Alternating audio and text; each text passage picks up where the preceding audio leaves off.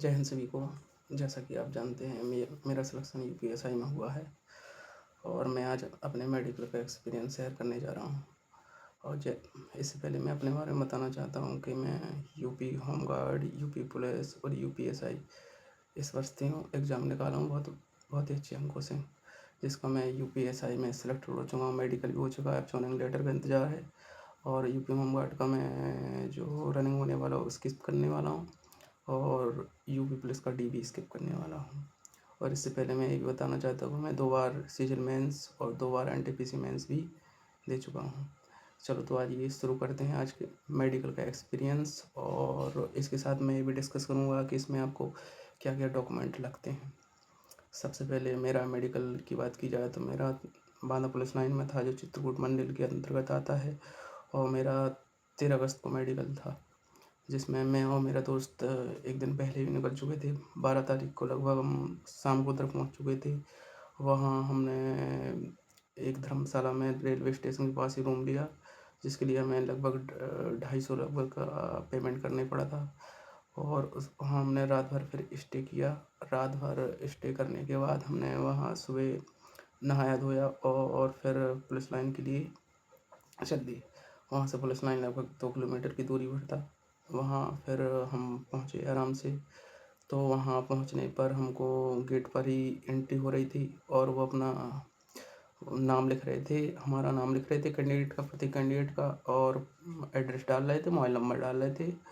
और उसके साथ वो एडमिट कार्ड और केवल आधार कार्ड उधर देख रहे थे गेट पर ये दिखाने के बाद मैं आगे चला गया तो उन्होंने बताया कि एक गोष्ठी कक्ष बना हुआ है, वहाँ सभी लोगों को बैठा रखा है। वहाँ जब 200 मीटर लगभग आगे गए तो एक गोष्ठी कक्ष बना हुआ था, तो गोष्ठी कक्ष में एंटर किए तो वहाँ सभी बिल्कुल प्रॉपर तरीके से चेयर वगैरह रखी हुई थी। किसी रूम के अंदर नहीं, उन लोगों ने बिठाया था, एक दालान टाइप का था बाहर, रूम के बाहर। तो वहीं कुर्सी पड़ी हुई थी लगभग 40-50, और वहाँ उन्होंने बैठा रखा था। उस दिन 40 कैंडिडेट उपस्थित थी, जिसमें से 38वां मेरा नंबर था। अब हम पहुँचते हैं लगभग, मैंने एंट्री की 9 बजे के लगभग। कुछ समय बाद ही हमको फॉर्म दिए गए 4 फॉर्म में थे कि एक तो फॉर्म था वो एक फॉर्म था जो उपस्थिति वाला, और एक फॉर्म था रजिस्टर फॉर्म, एक उपस्थिति फॉर्म, 2 चरित्र सत्यापन फॉर्म। 4 फॉर्म इस तरीके से दिए गए। और यदि किसी कोई सर्विस में है या पुलिस में है या किसी अन्य सर्विस में है तो उसको एक फॉर्म और चरित्र सत्यापन दिया जा रहा था। इस तरीके से उसको चरित्र सत्यापन के 3 फॉर्म भरने पड़ रहे थे। इस तरीके से हमको फिर उन्होंने फॉर्म भरना बिल्कुल कॉलम वाइज कॉलम बताया कि किस तरीके से फॉर्म भरना है, यदि कोई गलती ना हो। यदि कोई किसी को डाउट था तो वो साथ साथ क्लियर भी कर रहे थे, ऐसा कुछ नहीं है, आराम से बता रहे थे। तो वो कह रहे थे आराम से फॉर्म भरो, आराम से, बहुत टाइम है, आराम से अपना भरते रहो। और देखो उन्होंने दो दिन के लिए बुलाया था, 13 और 14 को शायद, तो उन्होंने एक दिन में निपटा दिया हमको। पहले चरित्र सत्यापन फॉर्म ही भरवा लिए। चरित्र सत्यापन फॉर्म भरते भरते हमको लगभग 9 बजे प्रोसेस जो स्टार्ट हुआ, लगभग 11 बज गए। तब तक सभी लोगों के इस तरीके से 4-4, 5-5 फॉर्म थे जो भर चुके थे। फिर उन्होंने एक एक करके सभी के फॉर्म जमा करवा लिए। किसी को कोई डाउट था तो वो साथ साथ क्लियर भी कर रहे। और जो कांस्टेबल थे उन्होंने बिल्कुल कॉलम वाइज कॉलम भरना सब बताया था, किस तरीके से क्या भरना है, सब चीज़ें बिल्कुल पॉइंट दर पॉइंट बताया था। इस तरीके से 11 बजे के लगभग हमसे वो फॉर्म जमा करवा लिए गए। फिर मेडिकल का प्रोसेस स्टार्ट हुआ। डॉक्टर भी तब तक उपस्थित हो चुके थे उधर पुलिस लाइन में। फिर जब मेडिकल स्टार्ट होने से पहले हमको ओरिजिनल डॉक्यूमेंट की ज़रूरत पड़ रही थी उधर, और साथ साथ में एक एक फ़ोटोकॉपी उन सब की। ओरिजिनल डॉक्यूमेंट की बात की जाए तो उसमें देखो हाई स्कूल की मार्कशीट, इंटर की मार्कशीट और ग्रेजुएशन की मार्कशीट, इन 3 मार्कशीट की ज़रूरत पड़ रही थी। अपना जाति और निवास की ज़रूरत पड़ रही थी, और एक आधार कार्ड था उसकी ज़रूरत पड़ रही थी। एक शपथ पत्र था, उसकी ज़रूरत पड़ रही थी। 10 रुपये की नोटरी पर बनवाना था, तहसील से या कोर्ट से बनवा सकते हैं, वो तो कचहरी से आराम से बन जाता है। और 2 गजेटेड ऑफिसर जो राजपत्रित अधिकारियों के साइन वाले वो चल रहे थे वो, और एक अंतिम शिक्षा वाला, 3 चरित्र प्रमाण पत्र लग रहे थे। और संभ्रांत व्यक्तियों वाला, बहुत व्यक्ति कहते हैं कि संभ्रांत व्यक्तियों वाला लग रहा था, संभ्रांत व्यक्तियों वाला इधर नहीं लगा था, ना तो प्रधान वाला अभी लगा था, आगे लग सकता है इधर या किसी अन्य सेंटर पर लग सकता है, यहाँ इसकी ज़रूरत नहीं थी। सिर्फ 3 चरित्र सत्यापन फॉर्म लग रहे थे, 2 राजपत्रित अधिकारियों वाले और एक अपना अंतिम शिक्षा वाला, जहाँ से तुमने अंतिम शिक्षा प्राप्त की, ग्रेजुएशन वाला जहाँ तक। इस तरीके से ये जमा हो गया और लगभग 10-12 फ़ोटो लग रही थी। इस तरीके से सभी जो ओरिजिनल उन्होंने चेक किए सबसे पहले, और फिर एक-एक उसका फ़ोटोकॉपी जमा हुआ। इस तरीके से फाइल हमने जमा कर लिए। फिर जो जमा करने के बाद सभी के जमा हो गए, तो 5-5 व्यक्तियों के को अब अंदर जाने दे रहे थे, मतलब मेडिकल के लिए। मेडिकल का प्रोसेस स्टार्ट हो चुका था। मेडिकल के रूम के बाहर ही 5 व्यक्ति जा रहे थे, उनको कपड़ा उतार के जाना पड़ता। कपड़ा में आप बताइए तो अंडरवियर वगैरह पहन सकते थे, बाकी सब उतरवा दिए थे उन्होंने। अब 5-5 व्यक्ति जा रहे थे, तो बांदा पुलिस लाइन की बात की जाए तो हाँ 4 डॉक्टर का पैनल था।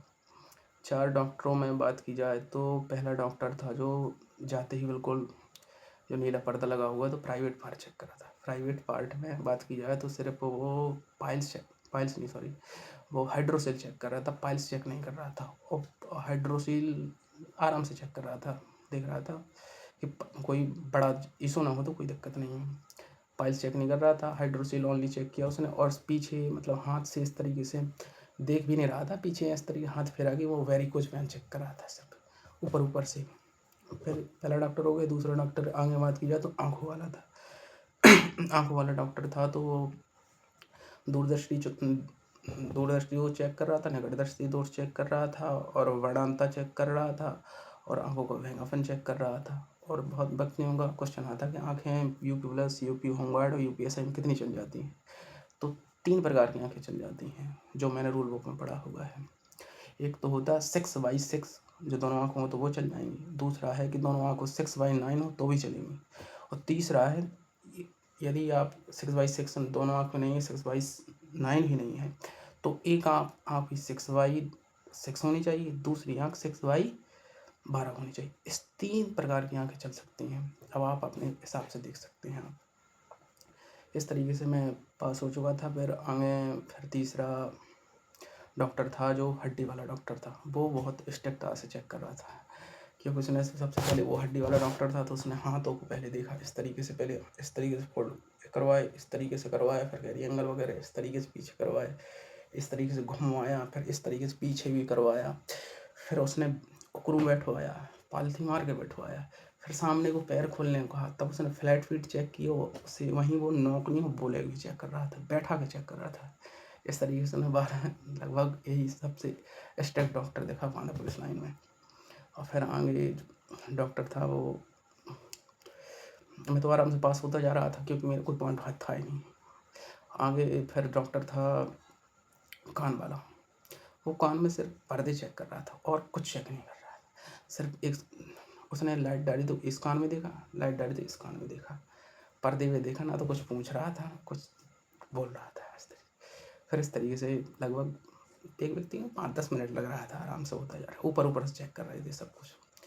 और इस तरीके से मेडिकल हुआ। और आगे फिर पीटीआई सर थे तो वो हाइट नाप रहे थे, हाइट और चेस्ट नाप रहे थे। हाइट वो पहली बात तो डीप स्टीम नाप के आए तो आराम से नाप रहे थे, उन्हें कोई व्यक्ति फैल नहीं उधर हो रहा था, आराम से नाप रहे थे वो, सबकी हो रहा जा रही थी लगभग इस तरीके से। और कुछ जो डाउट भी होते हैं, कुछ जिन लोगों को कुछ पॉइंट होता था उनके लिए क्या, पहली बात तो यदि आपको कोई दिक्कत परेशानी नहीं है तो टेंशन लेने की ज़रूरत नहीं है, टेंशन फ्री होके जाइए। ऐसी सच कोई प्रॉब्लम नहीं होने वाली कि आपको ज़बरदस्ती कोई पॉइंट दे दिया जाएगा, ऐसा हो नहीं सकता कुल मिला के। और अगर बात की जाए कि यदि आपकी जीवन समस्या है, उधर भी कुछ लोगों को समस्याएँ थी। जो मेरा 38 नंबर था, मेरे से पहले 37 लोग जा चुके थे, 38वें नंबर मेरा था, तो 4-5 व्यक्तियों को परेशानी थी, जो वहीं उनको बिठा भी रखा था, सामने मैं देख रहा था, बिठा रखा था, तो उनका डिस्कशन चल रहा था जो भी हो। फिर सभी लोगों को, हम लोगों का 40 लोगों का लोग मेडिकल हो गया, जो 4-5 लोग थे वो अंदर ही बैठे थे, डिस्कशन चल रहा था, उनको पास की जाए, कैसे पास की जाए। तो इस तरीके से फिर वह लगभग उनका देखा गया, दोबारा चेक किया गया, वो जो नोडल अधिकारी थे उन्होंने भी चेक किया होगा जैसे भी हो। फिर लगभग सभी लोगों को पास ही कर दिया था नोडल अधिकारी बाद में फिर 40 लोगों का हो चुका था। तो बाहर आए, उन्होंने बताया कि अब एक 1 बाई 1 बिल्कुल सबका रिजल्ट बोला उन्होंने पहले, सबसे पहले। वो कह सकते बहुत अच्छे थे, उन्होंने सभी लोगों को पास कर दिया था और उन्होंने 1 बाई 1 सबका नाम बोला और ये भी बताया कि मानव पुलिस लाइन में जो मेडिकल हुआ है 3 दिन चला है। 10 तारीख को 35 बच्चों को पास किया गया, 11 तारीख को 38 बच्चों को पास किया गया और 12 तारीख को किसी को था नहीं, छुट्टी थी। 13 तारीख को मेरा भी था, उस दिन 40 में 40 व्यक्ति को पास किया गया था। तो इस तरीके से उन्होंने भी बताया कि बांदा पुलिस लाइन ही ऐसी पुलिस लाइन है जिसमें 100% रिजल्ट रहा और 113 बच्चों का जो चित्रकूट मंडल से सिलेक्शन हुआ था, जिसका मेडिकल बांदा पुलिस लाइन में करा गया था, उसका सिलेक्शन रेशियो या पास रेशियो कहें तो 100% रहा था। मैं उनको बहुत बहुत धन्यवाद देना चाहता हूँ और इस तरीके से हम चित्रकूट मंडल वाले जो 113 बच्चे थे सभी को सिलेक्शन हो चुका है और हम अभी जॉइनिंग लेटर का वेट कर रहे हैं। और इससे पहले मैं एक बता भी चुका हूँ कि मैं यूपी पुलिस में भी 60,244 में फाइनल मेरिट आउट हो गया था, समझ लीजिए। जब से लगे रहे तो यूपीएसआई में हुआ, यूपी कांस्टेबल में भी हुआ, यूपी होमगार्ड में भी हुआ और यूपी कह सकते हैं यूपी जो यूपी त्रिपल द्वारा होता है जूनियर असिस्टेंट, उसमें भी हुआ और रेलवे ग्रुप डी में भी हुआ। रेलवे ग्रुप डी का डी हो चुका है, उसका जॉइनिंग लेटर बहुत जल्दी आने वाला है। तो पता है मैं यूपीएसआई ज्वाइन करूँगा और जिसका मैं वेट कर रहा हूँ जॉइनिंग लेटर का, जो लगभग मुझे लगता है सितंबर के लास्ट तक हमारी जॉइनिंग होने वाली है। और यूपी होमगार्ड का मैं रनिंग स्किप कर दे रहा हूँ और यूपी पुलिस का डी। इस तरीके से 2 व्यक्तियों की आगे कह सकते हैं मेरी वजह से या जैसा भी आप कहें जॉब सिक्योर होगी एक। और यदि आपको UP home guard, UPSI, UP police से लेकर कोई भी डाउट हो, एग्जाम, फिजिकल या मेडिकल से रिलेटेड या आगे कोई ट्रेनिंग से रिलेटेड डाउट होगा तो मैं आपकी सहायता करता रहूँगा और कोई डाउट हो तो आप कमेंट बॉक्स में पूछ सकते हैं। बाकी सभी को धन्यवाद, बहुत बहुत धन्यवाद।